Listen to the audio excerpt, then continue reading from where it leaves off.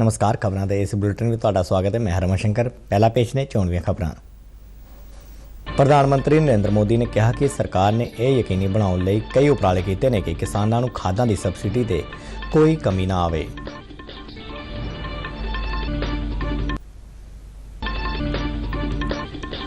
Himachal assembly चोणां लई 75% तो वध वोटिंग दर्ज। पोस्टल वोटां की गिनती तो बाद वोटिंग प्रतिशत वधण की संभावना।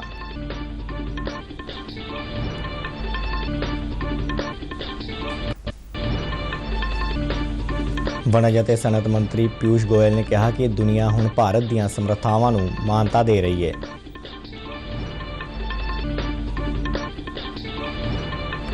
शिव थापा ने एशियन एलीट मुक्केबाजी चैंपीयनशिप विच चांदी दा तमगा जित्तिया।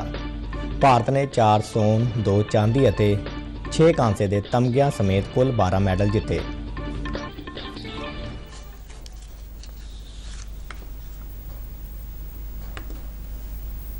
ਤੇ ਹੁਣ ਖਬਰਾਂ ਵਿਸਤਾਰ ਨਾਲ।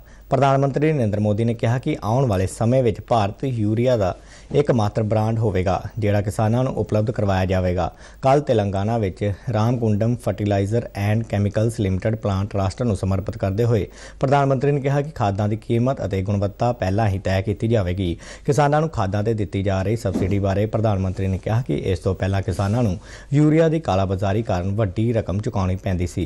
उन्होंने कहा कि सरकार ने यह यकीनी बनाने लई कई कदम चुके ने कि किसानों को खादां ਅਤੇ सबसिडियां की कोई कमी ना आवे।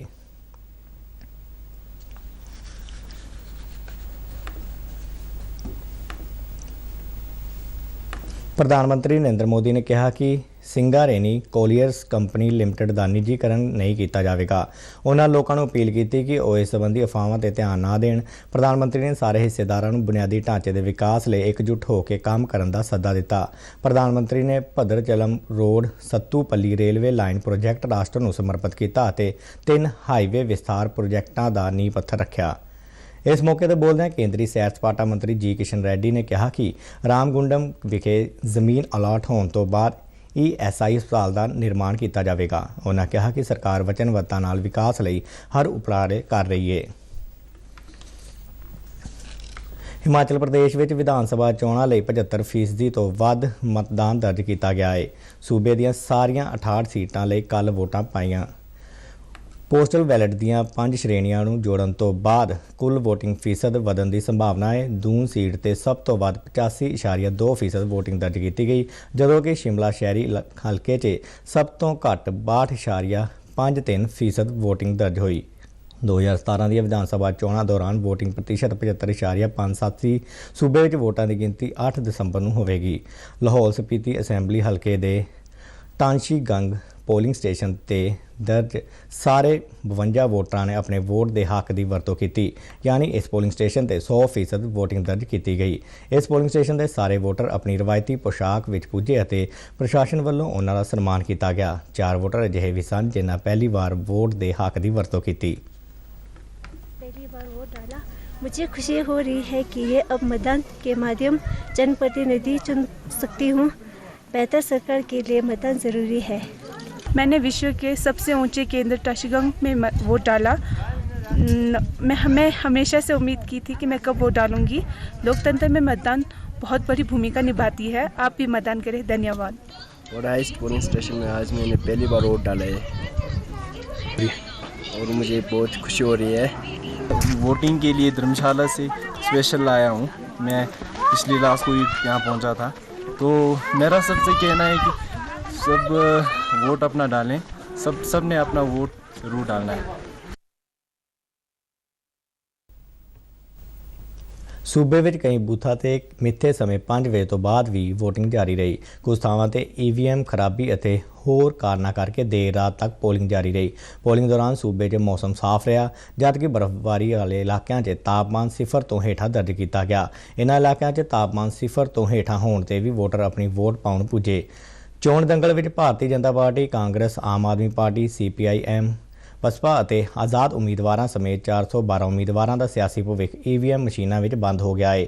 ਇਨ੍ਹਾਂ ਵਿੱਚੋਂ 388 ਮਰਦ ਅਤੇ 24 ਮਹਿਲਾ ਉਮੀਦਵਾਰ ਨੇ ਪਹਿਲੀ ਵਾਰ 80 ਸਾਲ ਤੋਂ ਵੱਧ ਉਮਰ ਦੇ ਵੋਟਰਾਂ ਅਤੇ ਦਿਵਿਆਂਗ ਵੋਟਰਾਂ ਨੂੰ ਘਰ ਤੋਂ ਹੀ ਵੋਟ ਪਾਉਣ ਦੀ ਸਹੂਲਤ ਦਿੱਤੀ ਗਈ, ਜਿਸ ਤਹਿਤ ਸੰਬੰਧਿਤ ਇਲਾਕਾ ਅਧਿਕਾਰੀ ਜਾਂ ਕਰਮਚਾਰੀ ਉਹਨਾਂ ਨੂੰ ਵੋਟ ਪਾਉਣ ਦੀ ਸਹੂਲਤ ਦੇ ਰਹੇ ਸਨ। ਇਸ ਦੇ ਬਾਵਜੂਦ ਕਈ ਬਜ਼ੁਰਗ ਅਤੇ ਵੱਖ-ਵੱਖ ਦਿਵਿਆਂਗ ਵਿਅਕਤੀਆਂ ਨੇ ਪੋਲਿੰਗ ਸਟੇਸ਼ਨਾਂ ਤੇ ਪੁੱਜ ਕੇ ਆਪਣੀ ਵੋਟ ਦਾ ਇਸਤੇਮਾਲ ਕੀਤਾ। ਅੱਤਵਾਦ ਦੇ ਮਾਲੀ ਪੋਸ਼ਣ ਨਾਲ ਨਜਿੱਠਣ ਸੰਬੰਧੀ ਤੀਜੀ ਮੰਤਰੀ ਪੱਧਰ ਦੀ ਕਾਨਫਰੰਸ 18 ਤੇ 19 ਨਵੰਬਰ ਨੂੰ ਨਵੀਂ ਦਿੱਲੀ ਵਿੱਚ ਕਰਵਾਈ ਜਾ ਰਹੀ ਹੈ। ਇਸ ਕਾਨਫਰੰਸ ਦਾ ਵਿਸ਼ਾ ਹੈ no money for terrorism. Modi ਸਰਕਾਰ ਵੱਲੋਂ ਇਸ ਕਾਨਫਰੰਸ ਦੀ ਮੇਜ਼ਬਾਨੀ ਕੌਮਾਂਤਰੀ ਅੱਤਵਾਦ ਦੇ ਮੁੱਦੇ ਨੂੰ ਦਿੱਤੀ ਜਾ ਰਹੀ ਹੈ। ਮਹੱਤਤਾ ਦੇ ਨਾਲ ਦੇਸ਼ ਦੀ ਇਸ ਖਤਰੇ ਵਿਰੁੱਧ ਜ਼ੀਰੋ ਟੋਲਰੈਂਸ ਦੀ ਨੀਤੀ ਨੂੰ ਦਰਸਾਉਂਦੀ ਹੈ। ਕੇਂਦਰੀ ਗ੍ਰਹਿ ਮੰਤਰੀ ਅਮਿਤ ਸ਼ਾਹ ਕਾਨਫਰੰਸ ਵਿੱਚ ਹਿੱਸਾ ਲੈਣਗੇ ਅਤੇ ਅੱਤਵਾਦ ਵਿਰੁੱਧ ਆਪਣੀ ਲੜਾਈ ਵਿੱਚ ਭਾਰਤ ਦੇ ਦ੍ਰਿੜ ਸੰਕਲਪ ਬਾਰੇ ਜਾਣਕਾਰੀ ਦੇਣਗੇ। ਇਸ ਕਾਨਫਰੰਸ ਦਾ ਮਕਸਦ ਅੱਤਵਾਦ ਦੇ ਮਾਲੀ ਪੋਸ਼ਣ ਨਾਲ ਨਜਿੱਠਣ ਸੰਬੰਧੀ ਚਰਚਾ ਨੂੰ ਅੱਗੇ ਵਧਾਉਣਾ ਹੈ।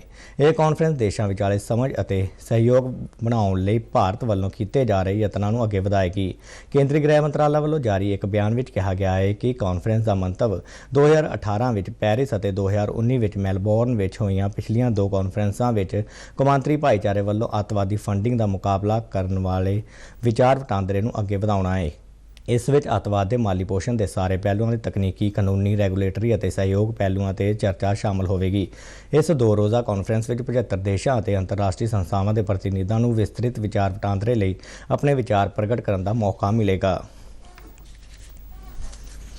ਵਣਜ ਅਤੇ ਸਨਅਤ ਮੰਤਰੀ ਪਿਊਸ਼ ਗੋਇਲ ਨੇ ਕਿਹਾ ਹੈ ਕਿ ਦੁਨੀਆ ਹੁਣ ਭਾਰਤ ਦੀਆਂ ਸਮਰੱਥਾਵਾਂ ਨੂੰ ਮਾਨਤਾ ਦੇ ਰਹੀ ਹੈ।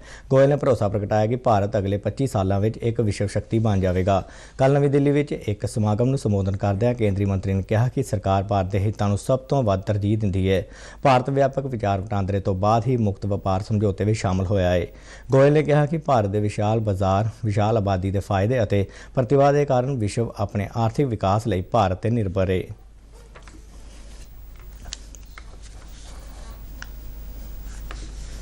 Chief justice F India DY Chandrachud ਨੇ ਕਿਹਾ ਹੈ ਕਿ ਨਾ ਸਿਰਫ ਜੱਜਾਂ ਬਲਕਿ ਫੈਸਲਾ ਲੈਣ ਵਾਲੇ ਹਰ ਵਿਅਕਤੀ ਦੀ ਇਹ ਜ਼ਿੰਮੇਵਾਰੀ ਬਣਦੀ ਹੈ ਕਿ ਇਸ ਗੱਲ ਨੂੰ ਯਕੀਨੀ ਬਣਾਇਆ ਜਾਵੇ ਕਿ ਕਾਨੂੰਨ ਦੀ ਵਰਤੋਂ ਕਿਸੇ ਨੂੰ ਦਬਾਉਣ ਲਈ ਨਹੀਂ ਸਗੋਂ ਇਨਸਾਫ ਦਿਵਾਉਣ ਲਈ ਕੀਤੀ ਜਾਵੇ।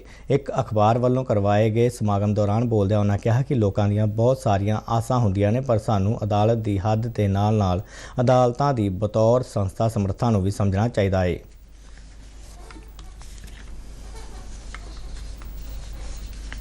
ਭਾਰਤੀ ਫੌਜ ਮੁਖੀ ਜਨਰਲ ਮਨੋਜ ਪਾਂਡੇ ਨੇ ਕਿਹਾ ਹੈ ਕਿ ਪੂਰਬੀ ਲਦਾਖ ਵਿੱਚ ਹਾਲਾਤ ਸਥਿਰ ਨੇ। ਉਹਨਾਂ ਅਨਿਸ਼ਚਿਤਤਾ ਦੇ ਮਾਹੌਲ ਵਿੱਚ ਭਾਰਤੀ ਫੌਜ ਦੀਆਂ ਤਿਆਰੀਆਂ ਦਾ ਵੀ ਜਾਇਜ਼ਾ ਲਿਆ। ਮਗਰੋਂ ਪੱਤਰਕਾਰਾਂ ਨਾਲ ਗੱਲਬਾਤ ਕਰਦਿਆਂ ਫੌਜ ਮੁਖੀ ਨੇ ਕਿਹਾ ਕਿ ਭਾਰਤ ਤੇ ਚੀਨ ਵਿਚਾਲੇ ਅਗਲੇ ਗੇੜ ਦੀ ਗੱਲਬਾਤ ਦੌਰਾਨ ਦੇਮਚੋਕ ਤੇ ਦੇਵਸਾਂਗ ਇਲਾਕਿਆਂ ਬਾਰੇ ਚਰਚਾ ਕੀਤੀ ਜਾਵੇਗੀ। ਉਹਨਾਂ ਕਿਹਾ ਕਿ ਅਸਲ ਕੰਟਰੋਲ ਰੇਖਾ ਨੇੜੇ ਚੀਨ ਨੇ ਫੌਜ ਦੀ ਨਫਰੀ ਨਹੀਂ ਘਟਾਈ ਅਤੇ ਸਰਦੀਆਂ ਦੇ ਸ਼ੁਰੂ ਹੋਣ ਦੇ ਬਾਵਜੂਦ ਚੀਨੀ ਫੌਜ ਦੀਆਂ ਕੁਝ ਟੁਕੜੀਆਂ ਵੱਲੋਂ ਸਰਹੱਦ ਨੇੜੇ ਸਿਖਲਾਈ ਲਈ ਪੁੱਜਣ ਦੀ ਸੰਭਾਵਨਾ ਹੈ। ਉਹਨਾਂ ਕਿਹਾ ਕਿ ਚੀਨ ਵੱਲੋਂ ਭਾਰਤ ਨਾਲ ਲੱਗਦੇ ਆਪਣੇ ਸਰਹੱਦੀ ਇਲਾਕੇ ਵਿੱਚ ਹੈਲੀਪੈਡ, ਏਅਰਫੀਲਡ ਅਤੇ ਸੜਕਾਂ ਦੀ ਉਸਾਰੀ ਲਗਾਤਾਰ ਜਾਰੀ ਹੈ। ਫੌਜ ਮੁਖੀ ਨੇ ਕਿਹਾ ਕਿ ਭਾਰਤ ਵੱਲੋਂ ਸਰਦੀਆਂ ਦੌਰਾਨ ਫੌਜ ਦੀ ਥਾਂ ਤਬਦੀਲੀ ਸੰਬੰਧੀ ਕਾਰਵਾਈ ਜਾਰੀ ਹੈ, ਪਰ ਚੀਨ ਸਰਹੱਦ ਤੇ ਕਿਸੇ ਵੀ ਹਾਲਤ ਨਾਲ ਨਜਿੱਠਣ ਲਈ ਫੌਜ ਦੀ ਤਾਇਨਾਤੀ ਪੂਰੀ ਰੱਖੀ ਜਾਵੇਗੀ। ਭਾਰਤ ਅਤੇ ਫਰਾਂਸ ਦੀਆਂ ਹਵਾਈ ਸੈਨਾਵਾਂ ਵਿਚਕਾਰ 7ਵਾਂ ਹਵਾਈ ਅਭਿਆਸ ਗਰੂੜ 7 ਕੱਲ੍ਹ ਜੋਧਪੁਰ ਏਅਰ ਫੋਰਸ ਸਟੇਸ਼ਨ ਤੇ ਸਮਾਪਤ ਹੋ ਗਿਆ। ਰੱਖਿਆ ਮੰਤਰਾਲਾ ਨੇ ਇੱਕ ਬਿਆਨ ਵਿੱਚ ਕਿਹਾ ਕਿ ਅਭਿਆਸ ਨੇ ਦੋਹਾਂ ਹਵਾਈ ਸੈਨਾਵਾਂ ਨੂੰ ਸੰਚਾਲਨ ਦੀ ਜਾਣਕਾਰੀ ਅਤੇ ਅਨੁਭਵ ਸਾਂਝੇ ਕਰਨ ਦਾ ਮੌਕਾ ਪ੍ਰਦਾਨ ਕੀਤਾ। ਜੰਗੀ ਮਸ਼ਕਾਂ ਨੇ ਦੋਹਾਂ ਦੇਸ਼ਾਂ ਵਿਚਾਲੇ ਆਪਸੀ ਸਮਝ ਨੂੰ ਵਿਕਸਿਤ ਕਰਨ ਵਿੱਚ ਅਹਿਮ ਭੂਮਿਕਾ ਨਿਭਾਈ।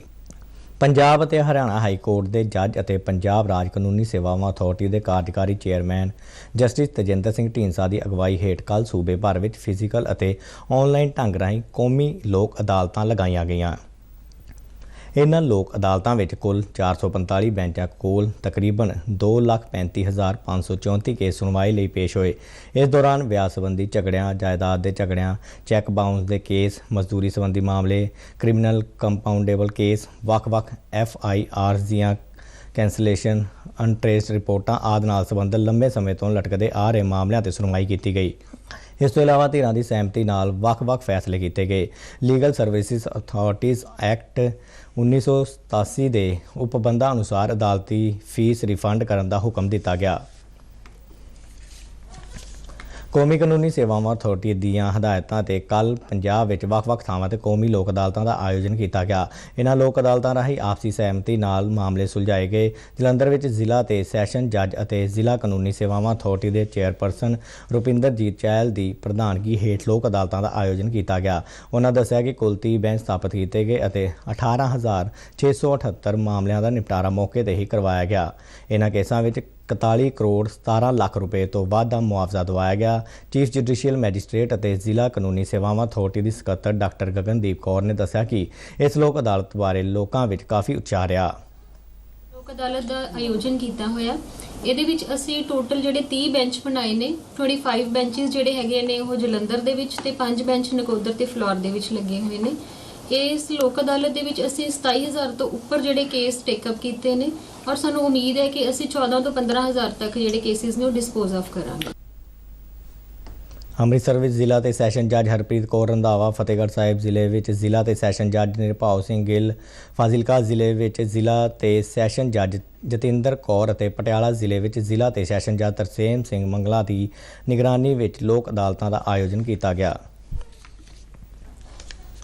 ਕੇਂਦਰੀ ਪਰਸੋਨਲ ਜਨ ਸ਼ਿਕਾਇਤ ਤੇ ਪੈਨਸ਼ਨ ਅਤੇ ਪੈਨਸ਼ਨਰਸ ਭਲਾਈ ਮੰਤਰਾਲਾ ਵੱਲੋਂ ਪੈਨਸ਼ਨਰਾਂ ਲਈ ਦੇਸ਼ ਵਿਆਪੀ ਡਿਜੀਟਲ ਲਾਈਫ ਸਰਟੀਫਿਕੇਟ ਮੁਹਿੰਮ ਚਲਾਈ ਜਾ ਰਹੀ ਹੈ। ਇਸ ਦਾ ਮਕਸਦ ਕੇਂਦਰ ਸਰਕਾਰ ਦੇ ਪੈਨਸ਼ਨਰਾਂ ਨੂੰ ਹਰ ਵਰ੍ਹੇ ਬੈਂਕਾਂ ਵਿੱਚ ਦਿੱਤੇ ਜਾਣ ਵਾਲੇ ਜੀਵਨ ਸਰਟੀਫਿਕੇਟ ਨੂੰ ਜੀਵਨ ਪ੍ਰਮਾਣ ਪੋਰਟਲ ਰਾਹੀਂ ਜਮ੍ਹਾਂ ਕਰਵਾਉਣਾ ਅਤੇ ਫੇਸ ਅਥੈਂਟੀਕੇਸ਼ਨ ਤਕਨੀਕ ਨੂੰ ਹਰਮਨ ਪਿਆਰਾ ਬਣਾਉਣ ਲਈ ਪੈਨਸ਼ਨਰਾਂ ਨੂੰ ਜਾਗਰੂਕ ਕਰਨਾ ਹੈ। ਇਸ ਲਈ ਜਲੰਧਰ ਵਿੱਚ ਇੱਕ ਕੈਂਪ ਅੱਜ ਸੀਮਾ ਸੁਰੱਖਿਆ ਬਲ ਦੇ ਕੈਂਪਸ ਵਿੱਚ ਸਵੇਰੇ 10 ਵਜੇ ਤੋਂ ਆਯੋਜਿਤ ਕੀਤਾ ਜਾ ਰਿਹਾ ਹੈ। ਇਸ ਵਿੱਚ ਪੈਨਸ਼ਨ ਤੇ ਪੈਨਸ਼ਨਰਸ ਭਲਾਈ ਵਿਭਾਗ ਦੇ ਅਧਿਕਾਰੀ ਮੌਜੂਦ ਰਹਿਣਗੇ। ਕੇਂਦਰ ਸਰਕਾਰ ਦੇ ਪੈਨਸ਼ਨਰਸ ਇਸ ਕੈਂਪ ਵਿੱਚ ਆ ਕੇ ਇਸ ਦਾ ਲਾਭ ਲੈ ਸਕਦੇ ਨੇ। ਤਰਨਤਾਰਨ ਜ਼ਿਲ੍ਹੇ ਦੇ ਖਡੂਰ ਸਾਹਿਬ ਸਥਿਤ ਸ੍ਰੀ ਗੁਰੂ ਅੰਗਦ ਦੇਵ ਕਾਲਜ ਦੀ ਸਥਾਪਨਾ ਦੇ 50 ਵਰ੍ਹੇ ਪੂਰੇ ਹੋਣ ਤੇ ਕੱਲ੍ਹ ਗੋਲਡਨ ਜੁਬਲੀ ਦਿਵਸ ਮਨਾਇਆ ਗਿਆ। ਸੁਪਰੀਮ ਕੋਰਟ ਦੇ ਸਾਬਕਾ ਜੱਜ ਅਤੇ ਨੈਸ਼ਨਲ ਗ੍ਰੀਨ ਟ੍ਰਿਬਿਊਨਲ ਦੇ ਚੇਅਰਪਰਸਨ ਆਦਰਸ਼ ਕੁਮਾਰ ਗੋਇਲ ਇਸ ਮੌਕੇ ਮੁੱਖ ਮਹਿਮਾਨ ਵਜੋਂ ਸ਼ਾਮਲ ਹੋਏ। ਪੰਜਾਬ ਤੇ ਹਰਿਆਣਾ ਹਾਈ ਕੋਰਟ ਦੇ ਸਾਬਕਾ ਜੱਜ ਤੇ ਗ੍ਰੀਨ ਟ੍ਰਿਬਿਊਨਲ ਨਿਗਰਾਨ ਕਮੇਟੀ ਦੇ ਚੇਅਰਪਰਸਨ ਜਸਵੀਰ ਸਿੰਘ ਵੀ ਸਮਾਗਮ ਵਿੱਚ ਹਾਜ਼ਰ ਰਹੇ। ਆਪਣੇ ਸੰਬੋਧਨ ਵਿੱਚ ਜਸਟਿਸ ਆਦਰਸ਼ ਕੁਮਾਰ ਗੋਇਲ ਨੇ ਕਾਰ ਸੇਵਾ ਖਡੂਰ ਸਾਹਿਬ ਦੀਆਂ ਵਾਤਾਵਰਣ ਸੰਭਾਲ ਸੰਬੰਧੀ ਯੋਜਨਾਵਾਂ ਅਤੇ ਵਿੱਦਿਆ ਦੇ ਖੇਤਰ ਵਿੱਚ ਕੀਤੇ ਜਾ ਰਹੇ ਉਪਰਾਲਿਆਂ ਦੀ ਸ਼ਲਾਘਾ ਕੀਤੀ। ਉਹਨਾਂ ਵਿਦਿਆਰਥੀਆਂ ਨੂੰ ਸਖਤ ਮਿਹਨਤ ਕਰਨ ਅਤੇ ਜੀਵਨ ਵਿੱਚ ਚੰਗਾ ਇਨਸਾਨ ਬਣਨ ਲਈ ਪ੍ਰੇਰਿਆ। ਕਾਲਜ ਪ੍ਰਬੰਧਕ ਕਮੇਟੀ ਦੇ ਸਰਪ੍ਰਸਤ ਬਾਵਾ ਸੇਵਾ ਸਿੰਘ ਨੇ ਕਾਲਜ ਦੇ 50 ਸਾਲ ਦੇ ਇਤਿਹਾਸਕ ਸਫ਼ਰ ਬਾਰੇ ਵਿਸਥਾਰ ਨਾਲ ਜਾਣਕਾਰੀ ਦਿੱਤੀ। ਸਮਾਗਮ ਦੌਰਾਨ ਵੱਡੀ ਗਿਣਤੀ ਵਿੱਚ ਇਲਾਕੇ ਦੀਆਂ ਪ੍ਰਮੁੱਖ ਸ਼ਖਸੀਅਤਾਂ ਅਤੇ ਪ੍ਰਸ਼ਾਸਨਿਕ ਅਧਿਕਾਰੀ ਮੌਜੂਦ ਰਹੇ। National institute of pharmaceutical education and research NIPER Mohali ਵਿਖੇ 3 ਦਿਨਾਂ ਕੌਮਾਂਤਰੀ ਕਾਨਫਰੰਸ ਕੱਲ੍ਹ ਖਤਮ ਹੋ ਗਈ। ਫਾਰਮਾਸਿਊਟੀਕਲ ਦੇ ਹਾਲੀਆ ਰੁਝਾਨ ਅਤੇ ਭਵਿੱਖ ਦੇ ਮੌਕੇ ਵਿਸ਼ੇ ਤੇ ਕਰਵਾਈ ਗਈ। ਇਸ ਕਾਨਫਰੰਸ ਦੇ ਸਮਾਪਤੀ ਸਮਾਗਮ ਦੌਰਾਨ ਕੇਂਦਰੀ ਰਸਾਇਣ ਤੇ ਖਾਦ ਮੰਤਰਾਲਾ ਵਿੱਚ ਫਾਰਮਾਸਿਊਟੀਕਲ ਵਿਭਾਗ ਦੇ ਸਕੱਤਰ ਐਸ ਅਪਰਨਾ ਮੁੱਖ ਮਹਿਮਾਨ ਵਜੋਂ ਸ਼ਾਮਲ ਹੋਏ।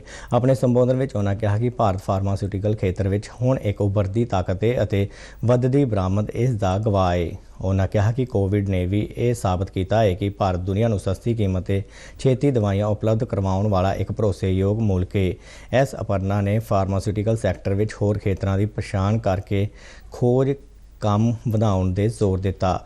ਉਹਨਾਂ ਇਸ ਕਾਨਫਰੰਸ ਦੌਰਾਨ ਵੱਖ-ਵੱਖ ਗਤੀਵਿਧੀਆਂ ਵਿੱਚ ਅਵਲ ਰਹਿਣ ਵਾਲੇ ਵਿਦਿਆਰਥੀਆਂ ਨੂੰ ਨਗਦ ਪੁਰਸਕਾਰ ਦੇ ਕੇ ਸਨਮਾਨਿਤ ਕੀਤਾ। ਕਾਨਫਰੰਸ ਨੂੰ ਕਈ ਹੋਰਨਾਂ ਬੁਲਾਰਿਆਂ ਨੇ ਵੀ ਸੰਬੋਧਨ ਕੀਤਾ।